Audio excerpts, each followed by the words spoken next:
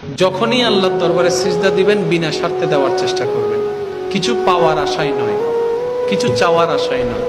শুধু বলবেন, ইয়া রব, তুমি তৌফিক দিয়েছো আমার মতো পাপী বান্দা আজকে নামাজের মাধ্যমে তোমার দরবারে দাঁড়ানোর একটু সুযোগ পেয়েছে।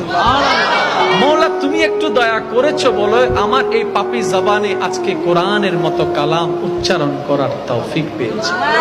ও মাওলা, তোমার দরবারে দাঁড়ানোর মতো ন্যূনতম যোগ্যতা আমার কাছে নাই, আমার দাঁড়ানোটাই প্রমাণ করে সেটাই তোমার দয়া, সেটাই তোমার মাওলা। এতদিন পাগল ছিলাম, দুনিয়ার স্বার্থবাদী ছিলাম, যখনই নামাজ পড়েছি অনেক কিছু চেয়েছি, এটা দাও সেটা দাও, এমন করো সেমন করো, ওইটা দাও সেটা দাও, চেয়েছি মৌলা। মৌলা আজকে কিচ্ছু চাই না, আজকে শুধু একটা জিনিস চাই। রব জিজ্ঞেস করবে, বান্দা কি চাস তুই? এবার আপনি বলবেন, মৌলা কিচ্ছু চাই না, তোমাকে চাই, তোমাকে চাই, তোমাকে চাই। জগৎ জিজ্ঞেস করবে, চাকরি তোর লাগবে না? আপনি বলবেন যে না, আমার আর চাকরির দরকার নেই। কিন্তু তোর ব্যবসা লাগবে না? আপনি বলবেন ব্যবসার দরকার নেই। কেন কেন?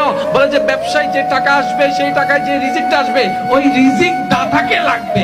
ব্যবসার দরকার নাই, রিজিক দাতাকে লাগবে, চাকরির দরকার